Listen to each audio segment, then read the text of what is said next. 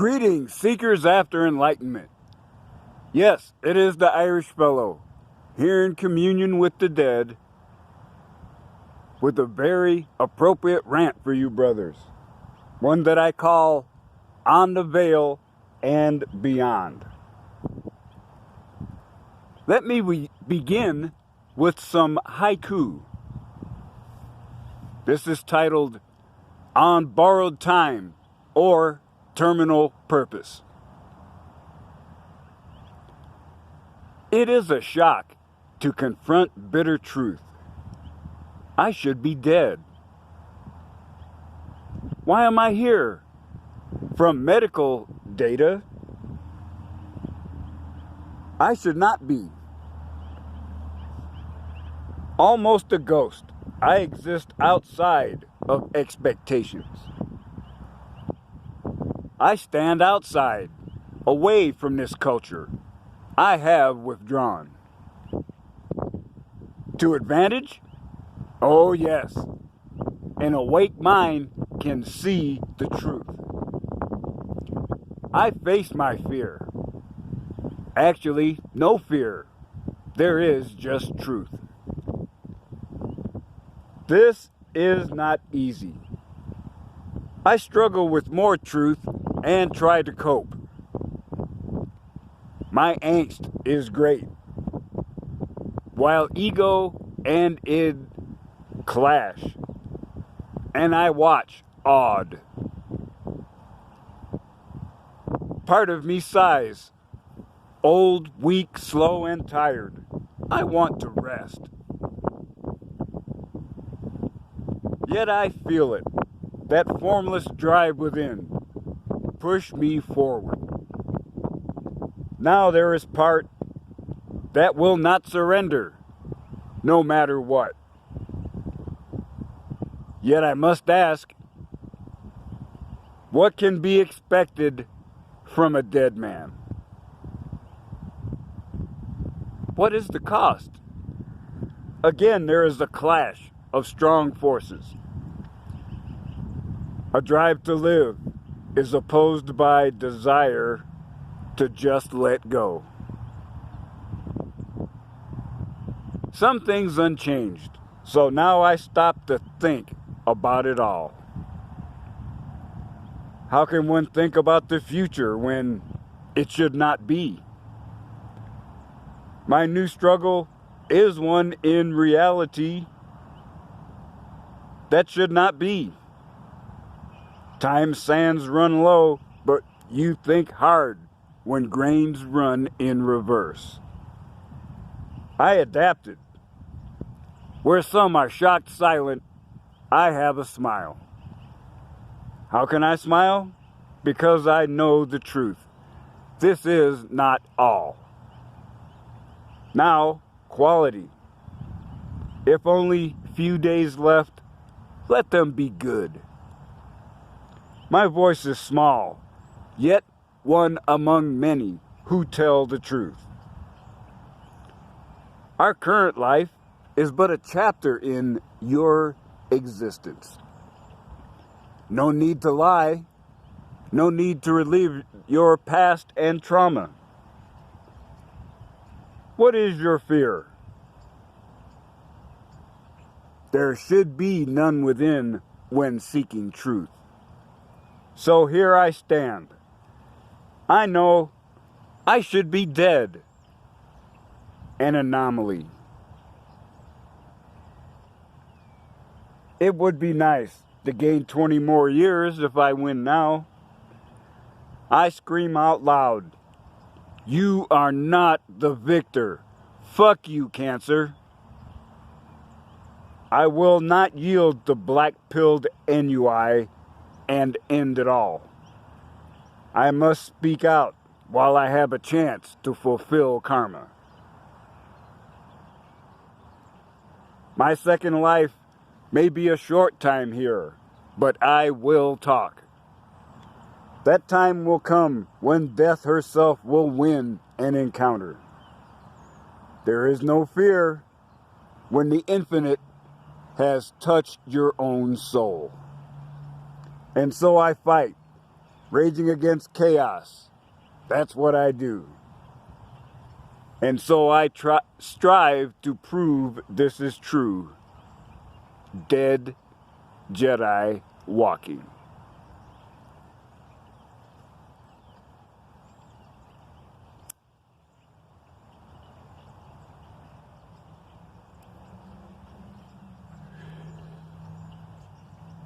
For those of you not in the know, I have recently been diagnosed with at least stage 3 stomach cancer, a bleeding ulcer the size of a silver dollar, and a bacterial infection.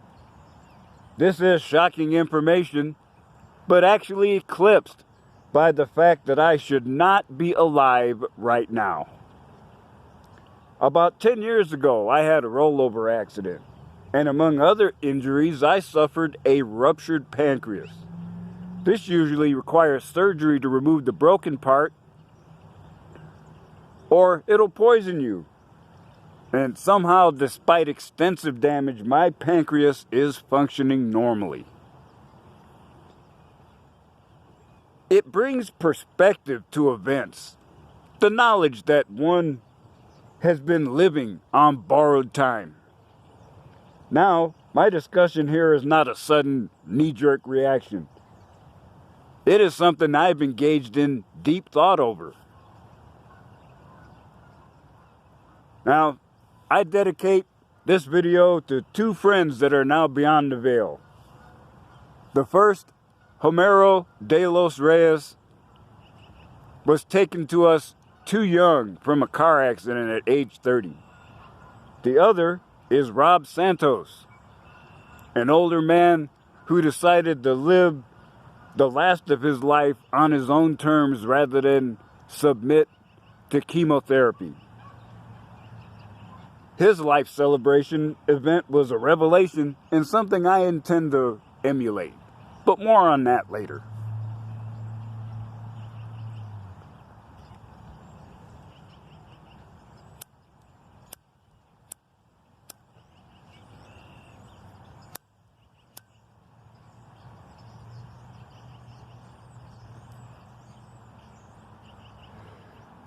The veil is a term I learned about from my TradCon days as a Mormon.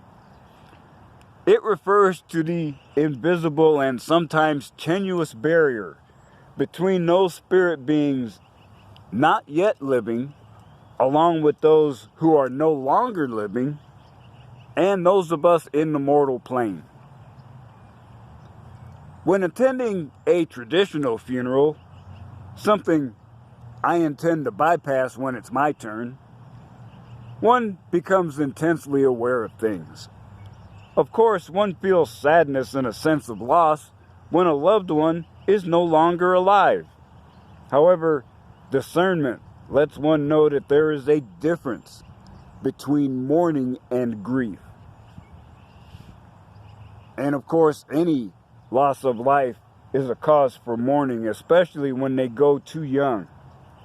But I did see at times what I would call an excess of physical demonstration. Extremely loud wailing, throwing your body around.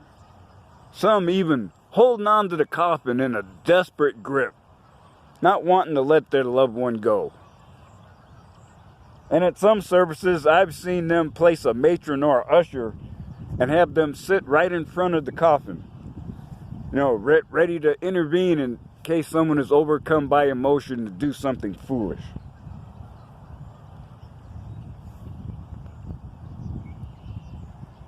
I have had a great variety of spiritual experiences. Some have mirrored events recorded in the Bible, done when I was heavily TradCon. And other experiences have come when I was, by TradCon standards, a straight up heathen. Now, this is not meant to malign those of you who are still in a TradCon setting. I was one for years. I received validation and fulfillment from those activities, and that sustained me through some tough times. I can and still do receive enlightenment from a variety of sources. I only say that at this point in my journey, I am not in need of the structure or bureaucracy present in organized religion. Now, tradcons rely on spiritual power and moral authority to sustain their interpretation of culture. Still, one wonders why there is such acting out. If you really believe what you're hearing in church every Sunday, why are you so upset? You must remember that grief is an emotion displayed when something or someone is lost beyond any hope of reconstruction, recovery, or repair. Why express that emotion? And if you are truly converted, if you truly believe in the eternal nature of spirit, you should not be that upset.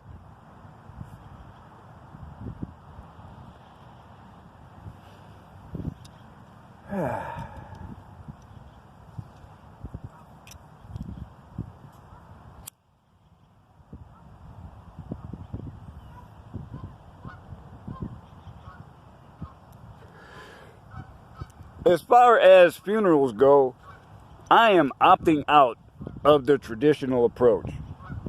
I don't want my relatives left behind to deal with $10,000 in new expenses, and we have better things to do with that usable land.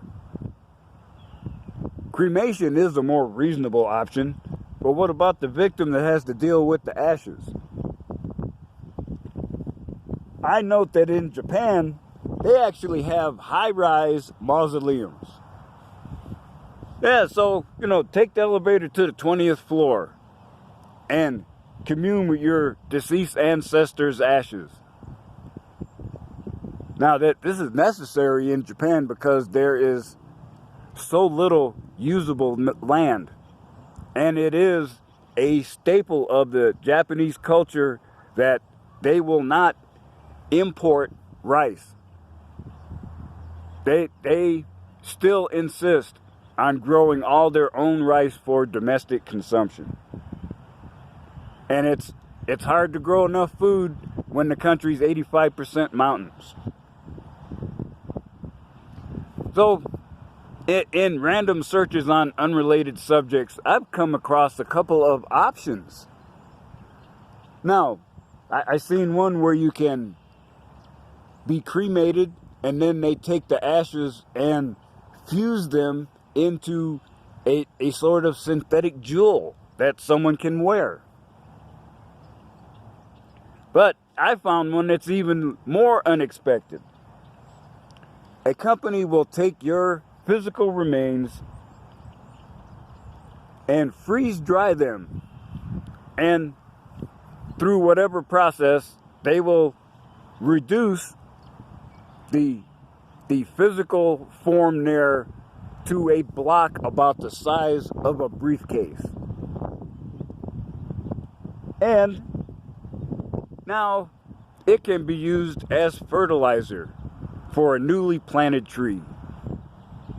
Now, I'd consider that tree and just a little plaque with my name or something on it to be a much more suitable memorial than a boring tombstone that, lost among many others.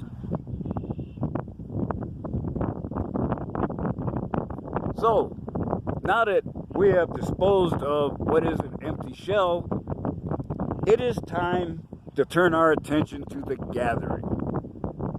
Now, that gathering is essential, and it served a practical purpose back in the day. Like the wake was actually a vigil to see if the person you thought was deceased would actually wake up, because they could have just been in a coma. And that's also where the terms graveyard shift and dead ringer come from? Yes, now imagine waking up in the coffin, but they got a little string there, and you can ring the bell, and then the guy on the graveyard says, oh shit, it is a dead ringer.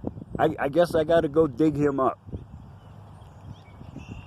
So, as I was saying, the gathering is essential because you must share that loss. Sharing helps to ease your burden of mourning and helps it to dissipate. Now, of course, it is a little bittersweet when it seems sometimes the only time you see some relatives is when someone else has died. So, I've decided to turn that entire tradition on its head. I will have a little slice of my retirement existence on display. You'll see how I adapted to life in isolation. Enjoy some of my favorite food, liquor, and music. You can see some of my extensive meme collection playing in the background on video. And perhaps my waifu business assistant, Evelyn, will be there as a guide. Also, you will get to see and enter the man cave. That is what I call my private space, and that only one woman has entered the space I've designated as the man cave, and that is the nun. Now, that is where my waifu bride, Malaya, will usually be, but she may come out for visitors. And you know that this is where a lot of the adult activity happens. And, you know, true confessions, I got a freaky side, so you will also see Deborah, my waifu bondage subject. Well, you know, I gotta practice my knot tying sometimes, you know. And you never know, you know, you gotta have that special friend who will delete certain files for you if you are suddenly no longer here. But if no one's available, you'll get to see my porn collection. And there's no need for me to be embarrassed about any of this. Because I think if I'm beyond the veil, I don't have to worry about blushing. So, assuming people actually show up, tell stories about me. You know, enjoy yourself. I mean, they may be lies because I can't stop you. But hopefully, when the open bar is depleted and the gathering is over, you'll have good memories of a great event, sharing a good time with friends, rather than visuals and wailing over a desiccated husk that used to have life.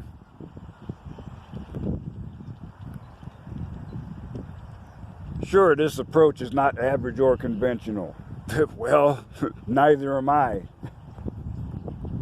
I've already died once, so I'm not afraid to do it again. And it is not succumbing to the black pill to be practical and deal with an event that happens to everyone.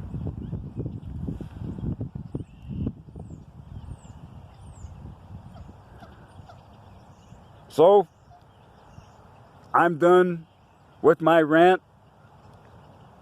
and I hope you will think about what you've heard here today. Oh, and before I go,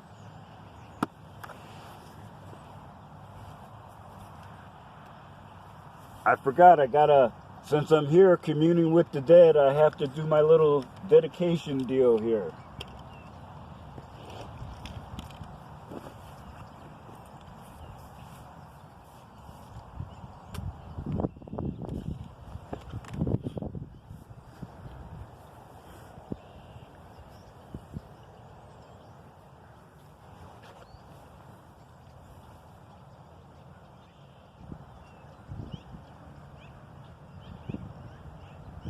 So, we say a special hello, greetings, and salutation to Elaine and Neil Clark.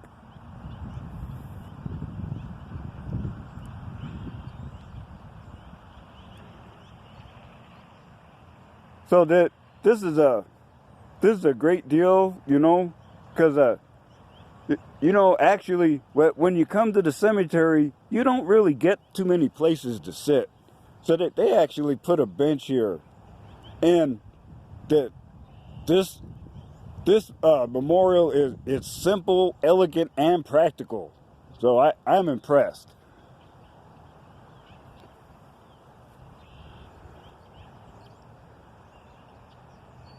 And they are part of many of the Clark family here. I mean, we got, man, we have Siegel Clark, we have Mary, and we have Cornelius. Oh, and a special shout out to this fella, but who I didn't notice when I picked this spot out. Major Neil M. Clark. Yes. A special hand salute to you, sir. Thank you for your service. So, I'm done babbling. So, I hope you will think about what you've heard here today. And remember, I still say, when one teaches, two learn.